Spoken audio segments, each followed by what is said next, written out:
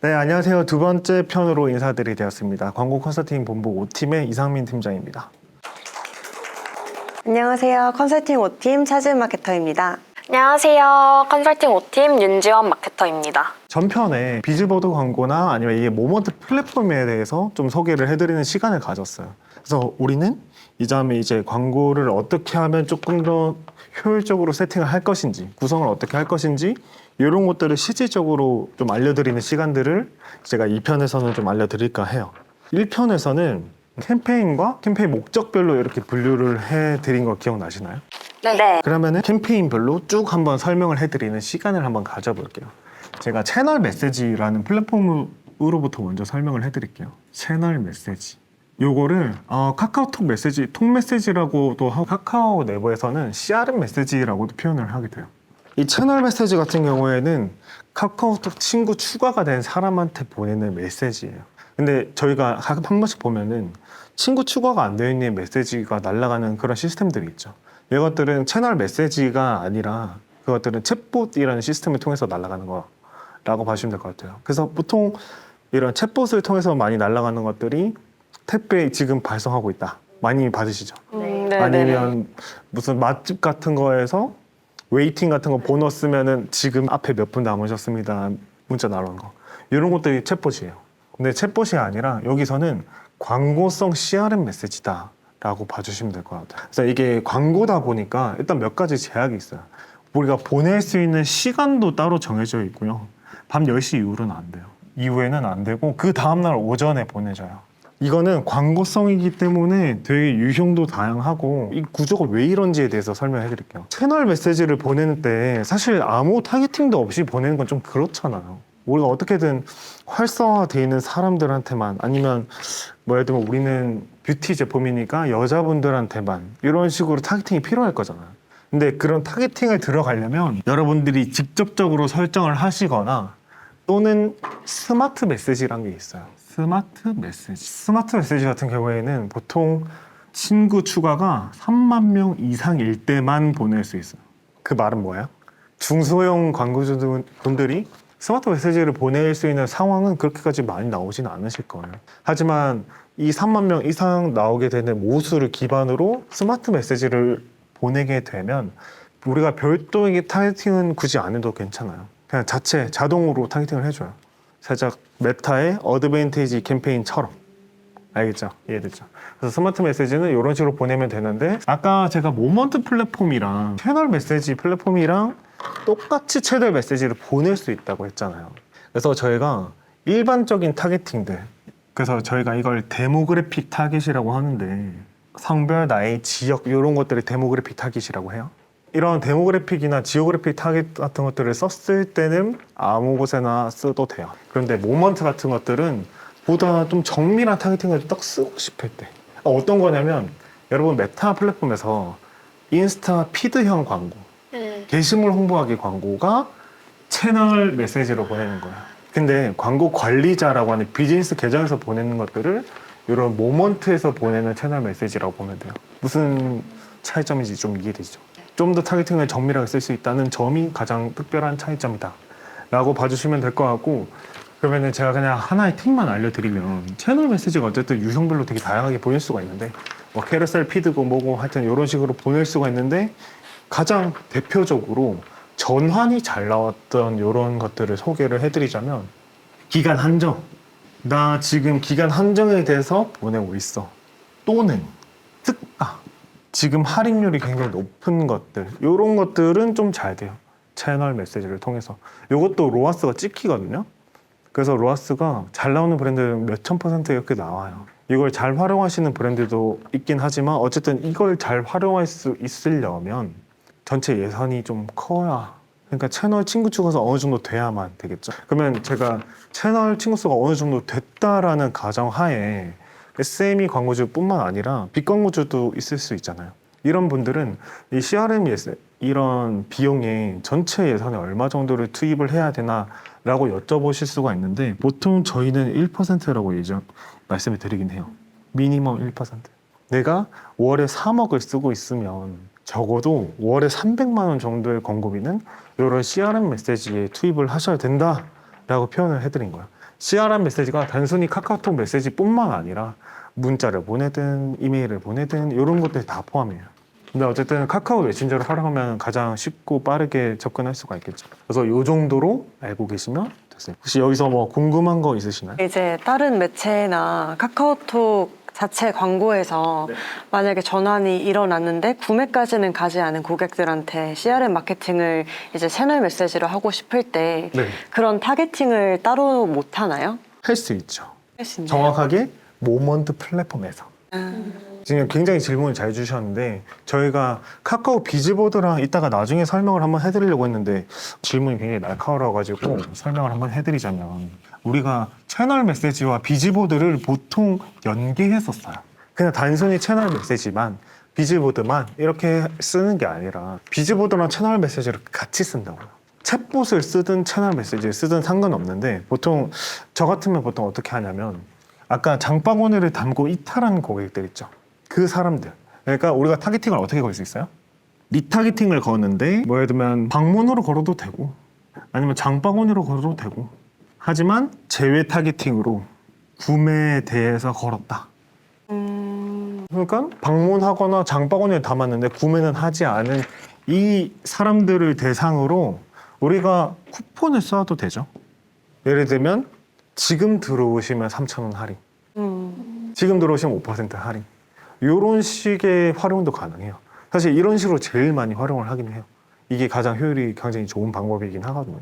그래서 이런 식으로 구성을 하는 경우가 비즈보드 플러스 채널 메시지에서 많이 이용하게 돼요. 챗봇을 써도 상관없어요. 아까 제가 얘기한 이 챗봇이란 거는 채널 메시지와 비슷한 거긴 한데 이런 챗봇 같은 것들은 발송하는데 비용이 안 들어요. 근데 채널 메시지는 이것도 하나의 광고 상품이라 발송하는데 건당 15원에서 20원 정도가 발생하게 돼요. 이 정도 차이가 있다라고 봐주시면 될 거예요. 이해되시죠? 그다음 이제 비즈보드에 대해서 딥하게 들어가는 시간들을 한번 가져볼게요. 비즈보드라고 CPT가 아니고 성과예요. 비즈보드에 대해서 얘기를 할 거고 이게 어떤 차이점이 있냐 그리고 어떤 게 요즘 잘 되냐 입찰은 어떻게 하냐 이런 것들에 대해서 얘기를 할 거예요. 자, 카카오 비즈보드 같은 경우에는 우리가 계좌 지면을 선택하는 창에서 보통 어떻게 뜨냐면 카카오톡을 별도로 타겟팅을 할 수가 있고 그 다음에 기타 서비스 지면에서도 타겟팅을 할 수가 있어요. 그래서 이게 체크박스 형태로 표시가 돼요. 나 카카오톡에만 노출할 거야. 아니야, 나는 기타 서비스, 카카오 기타 서비스에도 노출할 거야 라고 선택을 할 수 있어요. 그럼 기타 서비스에 어떤 포함이 되냐면 예를 들면 그런 거예요. 카카오 맵 아니면은 다음 또는 카카오 헤어샵 또 뭐가 있을까? 다음 쇼핑도 있을 거고 어쨌든 카카오의 모든 서비스들 이런 것들이 기타 서비스 지면에 포함이 돼요. 카카오톡과 기타 서비스 지면은 보통 거의 비슷하긴 한데 어쨌든 이런 지면들을 솎아내는 것도 굉장히 중요하다. 근데 사실 어떤 게 우월하고 어떤 게 좀 낫다라고 하기 편하게도 좀 그렇긴 해요. 그래서 각자 광고를 처음에는 관찰 형태로 다 풀어놓고 진행을 하시다가 좀 괜찮게 나오시는 분들을 점차 좁혀가시는 방향을 추천해드려요. 그럼 저 질문 있는데 어쨌든 카카오톡에서 노출이 되는 거는 항상 저희가 메시지를 하니까 그만큼 노출량도 많을 거고 어느 정도 효과도 나올 거라고 생각이 드는데 사실 기타 서비스 같은 거는 사실 사용하는 사람들만 사용하지 모두가 다 사용하지는 않잖아요. 그렇죠. 그러면 저 기타 서비스 지면에 더 효율이 잘 나올 수 있는 그런 업종들이 따로 있어요? 업종들이 따로 정해져 있는 건 아닌데 저는 사실 이런 구성은 좀 많이 봤어요. 예를 들면 카카오 맵에도 노출시킬 수 있다라고 가정을 했잖아요. 그러면은 소카라든지 아니면 그 차 빌리는 플랫폼들이 이런 거 있죠. 그린카였나? 그쵸. 차라리 이런 애들이 이런 데서 광고했을 때 효율이 괜찮았어요. 왜? 지도를 보면서 이걸 얼마나 멀리 가야 되고 만약에 멀리 걸리면 차 렌트 해볼까?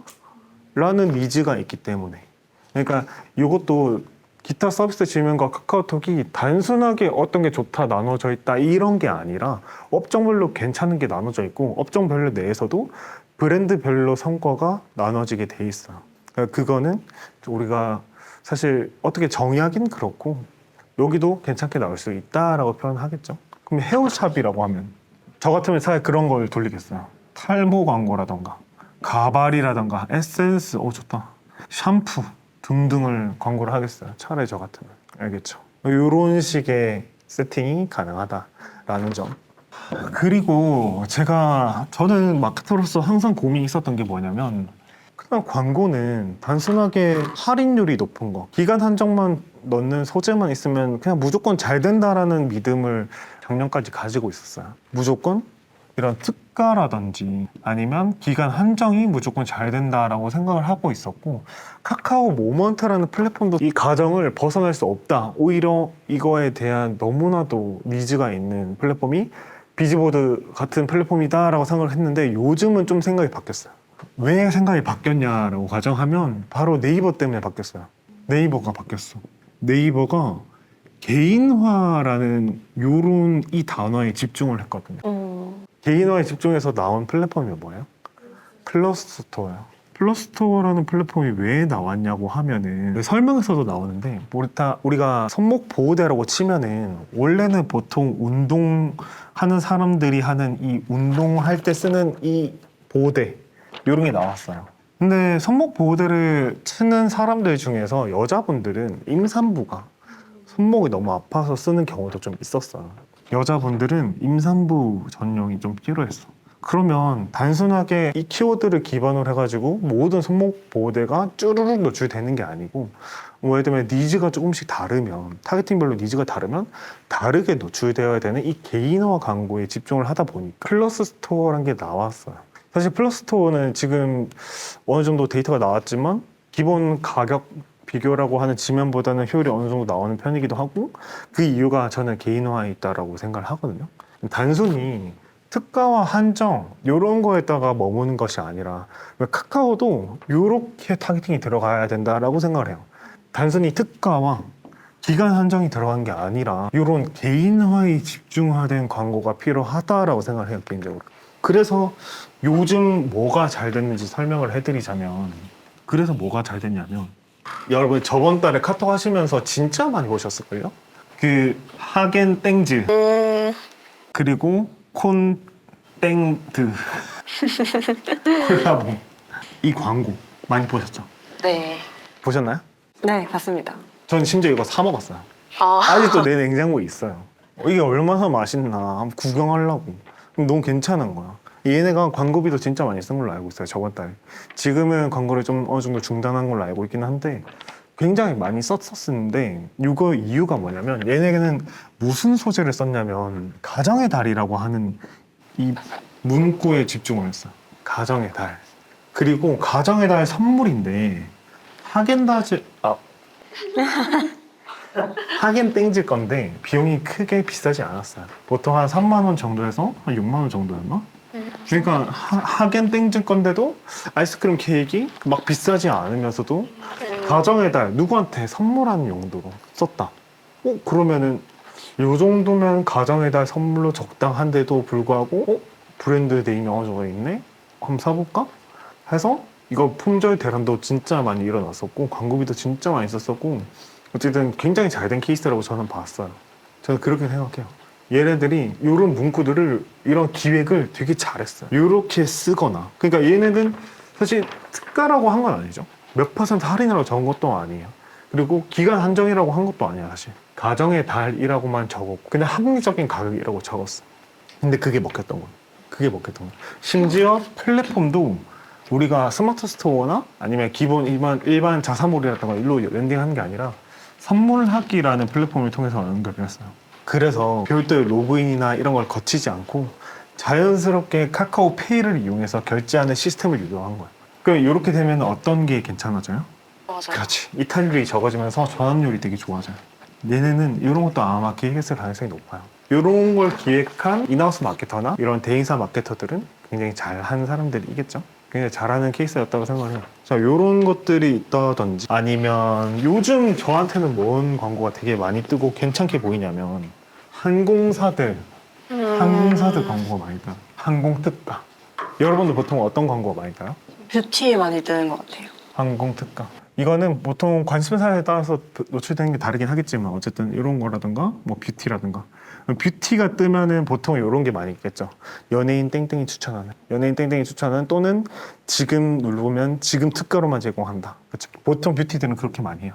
연예인이라고 하는 이런 인플루언서 파워를 이용한 거라든지 또는 기간 한정 이런 것들을 뷰티 업종들은 많이 써요. 패션도 사실 마찬가지예요. 또 어떤 게 많이 떠요, 여러분들? 저는 이런 것도 되게 많이 뜨거든요. 부트캠프 광고도 되게 많이 떠요. 그렇지 않아요? 네. 부트캠프 이게 뭐예요? 취업자 프로그램 이런 게 있어요. 국비 취업자 프로그램 이런 것도 굉장히 많이 뜨는데 근데 저는 이 광고를 볼 때 아쉬운 거예요. 왜? 나는 이미 직장 잘 다니고 있는데 취업자 프로그램이 뜨면 안 되잖아요, 나한테. 그러니까 이거는 개인화 타겟팅이 좀 부족한 시스템이다. 부족한 광고 설계였다라고 저는 봐요. 이런 게 아니라 지금 구직을 하고 있는 사람들한테 딱 개인화에 맞춤해서 광고를 하게 되면 괜찮았을 텐데 라는 아쉬움이 남는데 그러면 우린 여기에 집중을 한번 해보자고요. 그러면 어떻게 하면 이런 개인화 맞춤 타겟팅이 가능할 건지 우리가 그러면 광고를 성과를 만들기 위해서 기간 한정이나 특가 아니면 연예인을 쓰던가 이런 거를 제외하고 어떻게 하면 우리가 타겟팅적으로 이렇게 가져갈 것인지 한번 얘기 한번 해보자. 나는 비즈보드는 사실 성공의 핵심 요인은 여기 있다고 보여요. 개인화 설계를 어떻게 잘 할 것인지. 아까 입찰부터 제가 설명을 할 텐데 비즈보드는 다 방문 캠페인이 있고 도달 캠페인이 있고 전환 캠페인이라는 게 존재를 해요. 이게 입찰이 되게 달라요. 자, 방문 같은 경우에는 뭐냐면 자동 입찰이 수동 입찰이 있어요. 방문 같은 경우에는. 근데 자동 같은 경우에는 CPC를 기반으로 입찰을 해요. 자동이고 CPC를 기반으로 입찰을 하고 수동 입찰 같은 경우에는 CPC도 있고 CPM 기반도 있어요. 도달 같은 경우에는 수동만 돼요. 그리고 얘는 CPM 형태의 광고만 돼요. 전환 캠페인은 이거는 자동과 수동이 나눠져 있어요. 자동 입찰, 수동 입찰이 나눠져 있는데 자동 입찰 같은 경우에는 저희가 CPA라고 하는 거와 로아스 기반 입찰이 가능해요. CPA는 전환수 최대화라는 입찰 방식이에요. 로아스 기반은 전환 가치 극대화라는 입찰 방식이에요. 이거에 대한 차이는 조금씩 달라요. 전환수 최대화는 말 그대로 구매 건수를 최대한 많이 끌어올리겠다는 입찰 방식인 거고 로아스 같은 경우에는 구매 건수가 낮더라도 전원 가치가 되게 높으면 장땡. 예를 들어 이런 것들을 활용하는 케이스는 보통 어떻게 돼 있냐면 우리가 상품을 되게 여러 가지를 파는데 객단가가 낮은 상품들을 좀 판매를 좀 덜 하고 객단가가 높은 상품들을 최대한 많이 팔아보겠다. 그리고 한번 구매할 때 구매당 단가가 높은 사람들을 주로 노출시키겠다라고 하는 게 이거예요. 전환가치 극대화. 예를 들어서 제 이름을 예로 들게요. 상민이는 한 번 구매할 때 평균적인 구매당 단가가 15,000원이에요. 되게 짠돌이죠. 근데 지원이라는 한 이 친구는 한 번 구매할 때 구매당 단가가 한 35,000원이에요. 구매당 단가. 근데 저는 하루에 한 달에 10개를 사고 지원이 같은 경우에는 한 달에 한 7개 정도를 산다고 가정할게요. 그러면 전환수 최대화 입찰 방식에서는 저를 먼저 노출시켜요. 왜? 전환 개수가 더 많으니까. 그런데 전환 가치 극대화 전략에서는 지원님을 먼저 노출시켜요. 왜? 한 번 구매당 할 때 구매 건수가 많은 사람들을 노출시켜야 구매당 단가가 나오면서 로아스를 높일 수 있기 때문에. 그래서 로아스 이런 전환가치 극대화 전략을 쓰는 케이스들은 객단가가 높거나 낮은 상품들이 여러 개가 섞여 있다든지 아니면은 객단가가 굉장히 높은 고객단가 상품이라든지 보통 전자제품 그런 것들이 이렇게 포함이 되죠. 근데 전자제품을 이렇게 한데 무조건 좋다 이런 건 아니고 이런 케이스가 충분히 괜찮다. 근데 CP로 했을 때 더 좋은 케이스도 있겠지만 어쨌든 이런 게 괜찮다라는 걸 설명을 한번 해드리고 전환에는 수동이 없어요. 전환은 수동이 없어. 자동만 돼요. 자동만. CP나 로아스 이 두 개밖에 없어. 그래서 어떻게 하면은 그 전환을 극대화시킬 수 있을 것인가에 대해서 생각을 해봐야 되는 거고 만약에 우리는 무조건 CPC로 비딩을 해야만 되는 상품이다 라고 가정하면 방문 캠페인을 그냥 전환 캠페인처럼 쓸 수도 있겠죠. 그렇게 쓸 수도 있어요. 그리고 캠페인 목적이 단순하게 구매가 아니어도 괜찮아. 구매가 아니어도 괜찮아. 장바구니여도 괜찮고요. 아니면 내가 원하는 특정 이벤트, 그걸 맞춤 이벤트라고 하죠. 맞춤 이벤트여도 괜찮아요. 또 카카오톡 채널 친구 추가를 유도하는 캠페인도 있어요. 채널 친구를 유도하는 캠페인, 전환 캠페인에서 특히 이런 게 가능해요. 그러니까 나는 뭐 구매 건수나 그런 건 다 모르겠고 그냥 카카오톡 채널에 최대한 친구 많이 모을래. 이런 전략 형태도 쓸 수 있어요. 친구 추가. 그러면 또 어떻게 가능하겠어요? 친구를 최대한 많이 끌어 모아서 이런 사람들한테 같이 채널 메시지 쓰는 거예요. 이런 식의 광고 형태가 가능해요. 그러니까 비즈보드는 단순하게 캠페인만 세팅하고 끝 요게 아니라 광고 기획부터 되게 타이트하게 들어가는 매체인 거예요. 아시겠죠? 근데 저 질문 있어요. 그럼요. 위에 예시 들어주신 거는 거의 다 이커머스 쪽이잖아요. 그렇죠. 근데 사실 DB 업종, 아까 그 부트캠프 같은 경우도 사실 문의를 받아야 하는 DB 업종인데 그럼 DB 업종 같은 경우 주로 어떤 캠페인을 사용? 그게 전환 캠페인에서 CPA, 전환수 최대화 이 캠페인을 많이 쓰거나 또는 방문 캠페인에서 CPC 형태의 입찰을 하거나 이 형태를 되게 많이 써요. 그럼 저 로아스 방식은 뭐 사용 많이 안 하나요? DB 업종은 로아스를 사용을 안 하는데 근데 하게 할 수도 있죠. 왜냐? 그냥 맞춤 이벤트로 설정을 해서 문의를 한 번 남길 때마다 10,000원의 가치를 두겠다, 10만 원의 가치를 두겠다라고 해서 전환가치 극대화 전략도 쓸 수 있죠. 그것도 가능해요.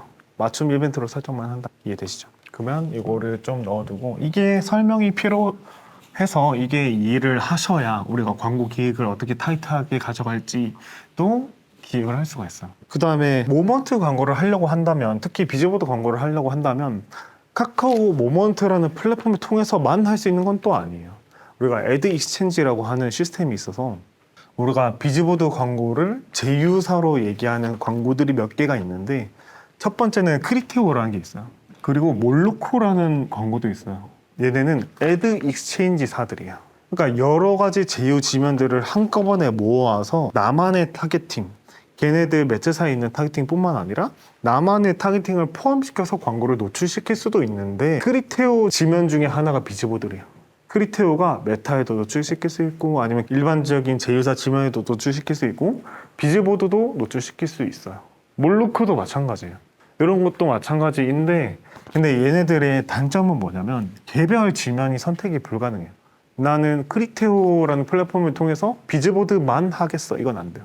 몰로코라는 광고 플랫폼을 통해서 비즈보드만 하겠어. 이게 안 되는 거야. 그러니까 얘네는 여러 가지 매체 중에 비즈보드라는 플랫폼이 섞여 있는데 노출을 할 수 있다인 거지 나는 비즈보드 플랫폼을 노출시킬 건데 얘네를 이용하는 건 아닌 거죠. 이해되시죠?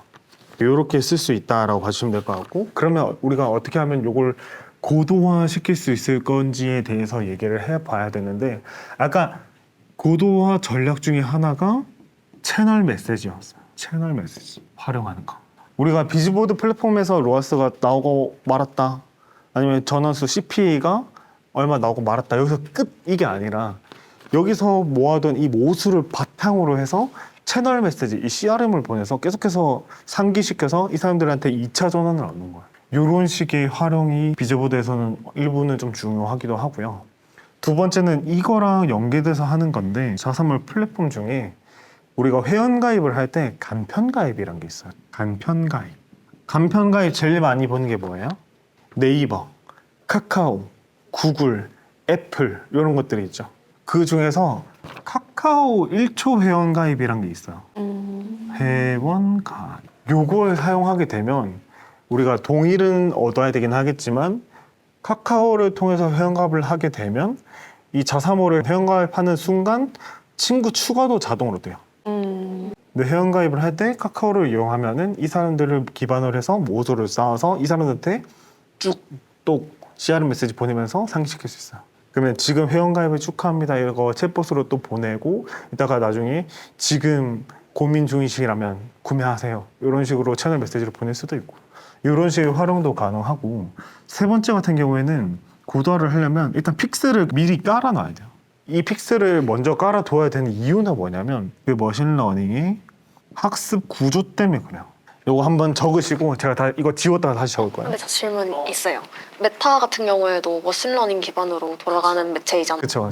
그럼 메타는 뭐 7일간 뭐 50건의 전환 이벤트가 일어나야 최적화가 된다라고 하는데 그럼 카카오톡도 동일하게 그런 조건이 있나요? 맞아요. 그거를 이제 지금 설명할 거예요. 그래서 3번까지 요거 눈에 담으시거나 적으시고 이거 지웠다가 다시 설명할게요. 머신러닝이 다른 플랫폼에 비해서 조금 달라요. 그래서 여러 가지 조건들이나 아니면 전략들이 달라지는데 제가 먼저 메타에 대해서 설명을 해드리자면 페이스북 같은 경우에는 일주일에 보통 약을 기반으로 해서 총 전환 건수가 50건이 일어나야 돼요. 근데 만약에 한 이틀 3일 만에 전환 건수가 많이 생기게 되면 머신러닝이 빠르게 학습이 돼요. 구글 같은 경우에는 마찬가지로 일주일 정도를 기반으로 전후로 전환 건수가 30건이 일어나게 되면 최적화가 돼요. 근데 메타는 그냥 머신러닝이 학습했다, 말았다 이게 아니에요. 이게 맞기는 한데 단계별로 나눠져 있어요. 1단계는 뭐고 2단계는 뭐고 3단계, 4단계까지 있어요. 근데 여기서 기반이 뭘로 일어나게 되냐면 한꺼번에 뻥충 이렇게 뛰는 건 안 되고 무조건 구간별로 이렇게 통과를 해야 되는데 우리가 최종적으로 통과를 하게 되려면 3단계까지는 어떻게 돼야 되냐면 표준 이벤트가 1000개가 쌓여야 돼요. 그리고 7일간 전환이 50건이 일어나야 돼요. 아니, 생각을 해봐요. 일주일 전환 일단 50건을 얻었다고 머신러닝 학습이 3단계까지 되는 게 아니고 표준 이벤트 1000개가 이미 쌓여져 있어야 된다. 근데 이거를 기간을 되게 단축을 하려면 미리 픽셀을 깔아놔요. 그러면 그 픽셀 자체의 그 구매 건수나 아니면 장바구니라던가 문의를 남겼던 사람들에 대한 표준 이벤트가 쌓일 거잖아요. 그리고 나서 광고를 통한 전환 개수가 50건 정도가 일어나게 되면 3단계 머신러닝까지는 통과가 되고 4단계까지 통과를 하려면 표준 이벤트까지는 다 통과하는 것까지 맞는데 7일간 전환 건수가 500건이 일어나야 돼요. 많죠. 구매당 단가라고 하는 것들을 기반으로 광고비를 역산을 할 수가 있거든요. 요걸 기반으로 최소 광고비를 제가 도출을 한번 해볼게요. 패션을 예를 들면 우리가 좀 다르긴 한데 패션 업종 같은 경우에는 CPA라고 하는 이 구매당 단가가 제가 했을 때 좀 잘 나왔으면 한 3,000원 정도도 괜찮았어요. 그리고 나서 좀 많이 나왔다 싶으면은 뭐 3만 원 이렇게 되지만 그래도 어느 정도 괜찮게 나왔을 기준으로는 한 15,000원 정도 나왔던 것 같아요. 그러면 구매당 단가가 한 번 할 때 3,000원에서 15,000원이라고 가정하니까 제가 좀 중간 좀 찍어가지고 예를 들면 한 8,000원이라고 가정할게요. 구매당 단가가 8,000원 정도예요. 우리는 일주일에 50건의 전환 이벤트가 일어나야 돼요. 50건 곱하기 8,000 하면 얼마죠? 일주일에 40만 원이 들죠? 최소. 그리고 4주를 곱해야 한 달이 들어가니까 최소 160인데 근데 패션 업종에서 3,000원에서 15,000원은 진짜 잘 나오는 거예요.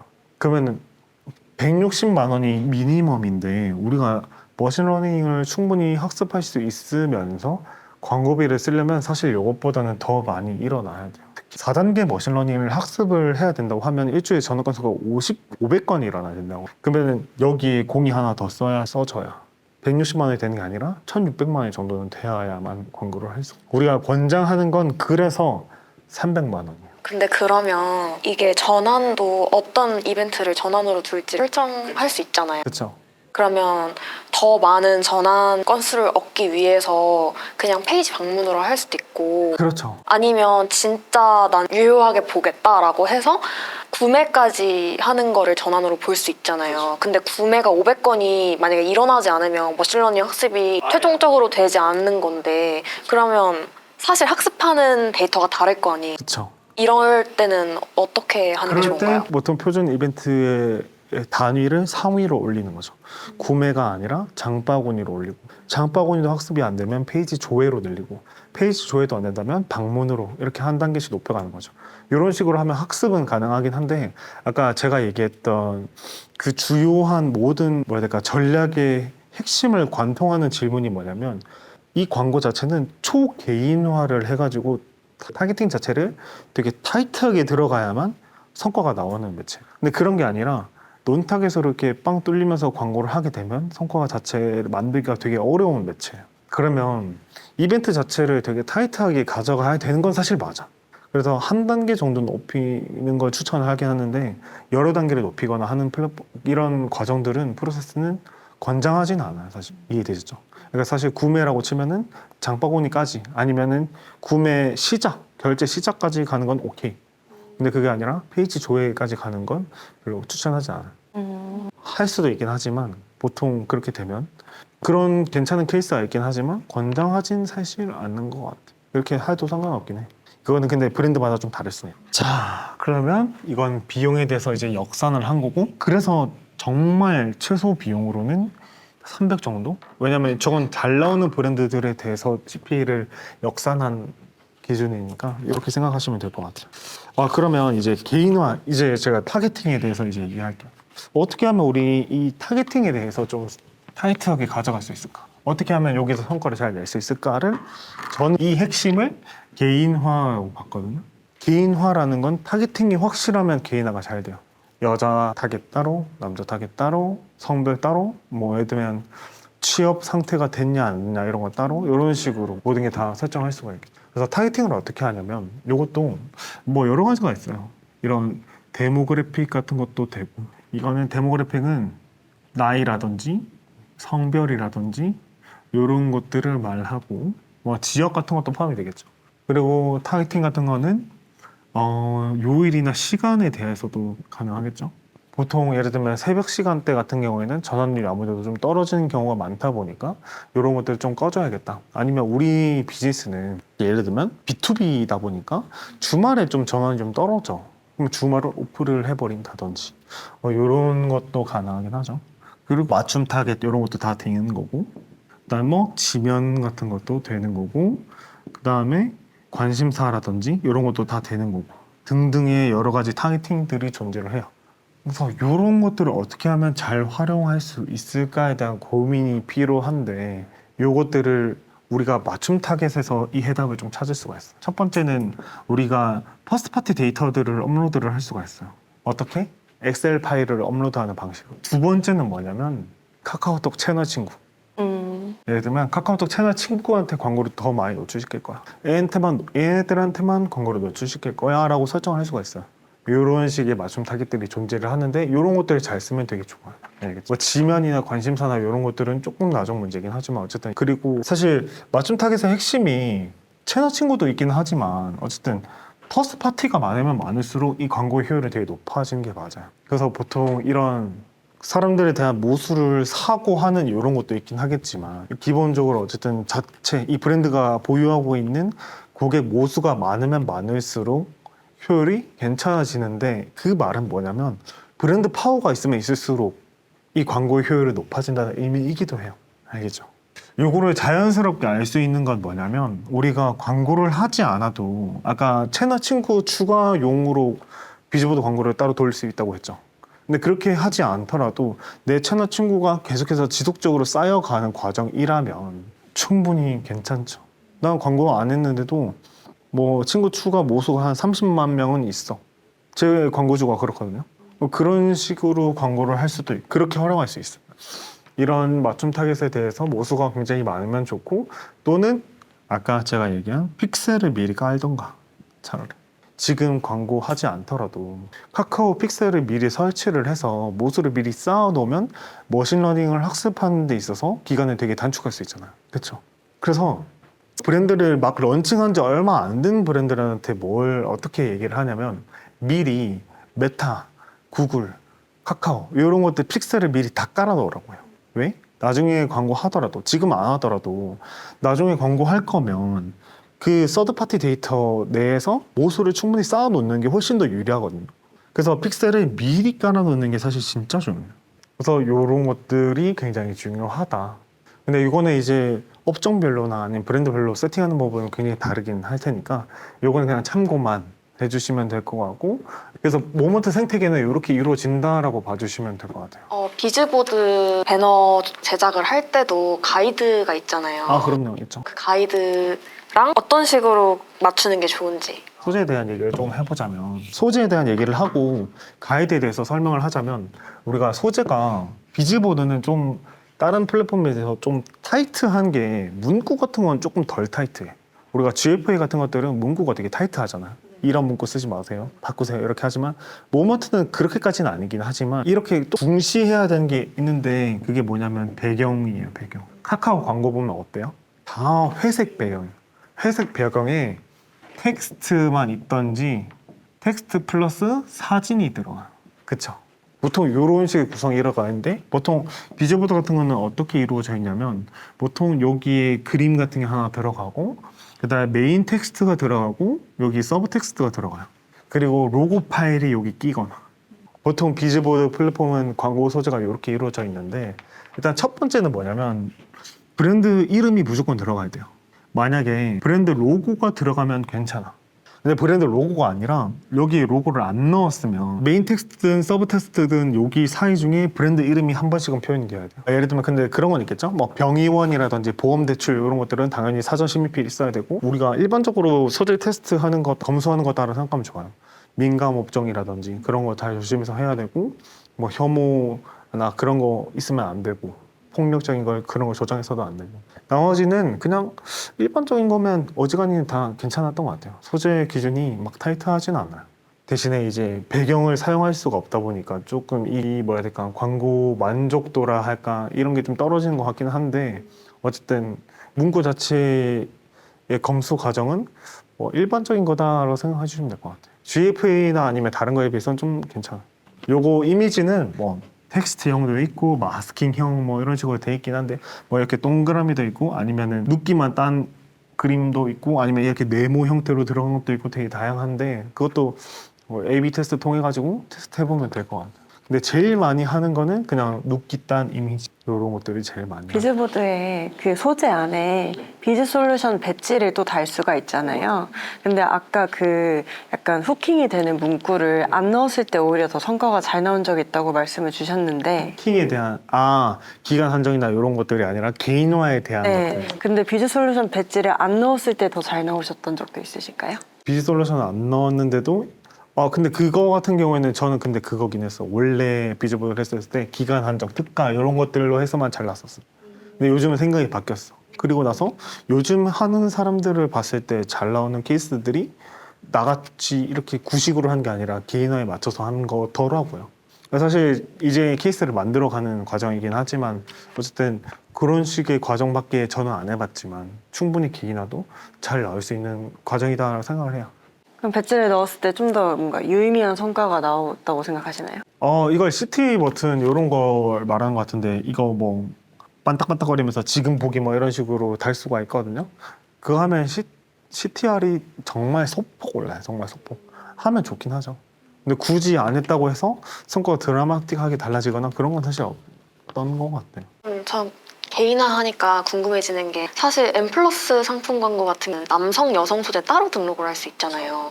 그러면 이 카카오 비즈보드 같은 경우 그냥 소재를 두 개 등록 타겟팅을 다르게 하면 그쵸. 그런 식으로 설정하고 저도 보통 남자, 여자를 나눠서 소재를 개별로 설정해서 얘기하긴 했었어요. 보통 남자들은 막 밈 소재나 뭐 이런 아무 소재를 써도 반응이 비슷비슷해요.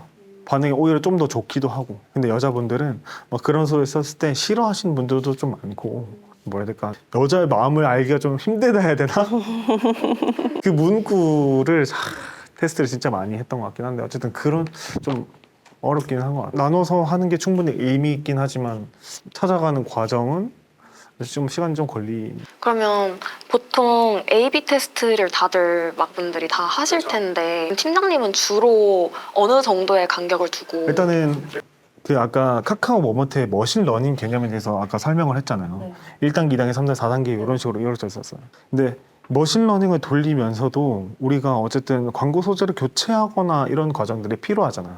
그러면 우리는 광고 소재를 교체를 하려면 머신러닝의 변화를 최소한으로 만들고 소재 가리가 필요해요. 근데 그렇게 하려면 보통 하나의 광고 그룹에서 보통 최대 5개까지 넣게 되는데 머신러닝은 기존 광고 그룹 내에서 일부 소재를 오프하고 신규 소재를 기존 그룹에다 넣는 이 과정이 머신러닝을 초기화하는데 최소화할 수 있는 방법이거든요. 근데 이렇게 하려면 뭐 5개까지인데 여기서 뭐 하나에서 2개, 많으면 3개 정도를 오프하고 새로운 걸 넣는 거잖아요. 근데 사실 이 주기를 타이트하게 가져갈 수가 없어요. 왜냐면 타이트하게 가져갔다는 순간 머신러닝 자체가 무너지니까. 그러면 사실 소재를 많이 갈 수도 없고 그 다음에 자주 갈 수도 없어요. 그거는 하나 이해하시면 돼요. 해봤자 뭐 한두 달 아니면 뭐 2주, 한 달 뭐 이렇게 될 수도 있는 거죠. 이거는 그 브랜드가 사용하는 예산이나 그런 거에마다 다르긴 하겠지만 이해되셨죠? 메타랑 똑같다 생각하시면 돼요. 그러면은 오늘은 여기까지만 하고 다음 차례에서 세팅 실제로 해볼 거예요. 그럼 여기까지만 하는 걸로 합시다. 네. 마무리할까요 이제? 네. 2편은 여기까지 하는 걸로 하겠습니다. 광고 컨설팅 본부 5팀의 이상민 마케터였습니다.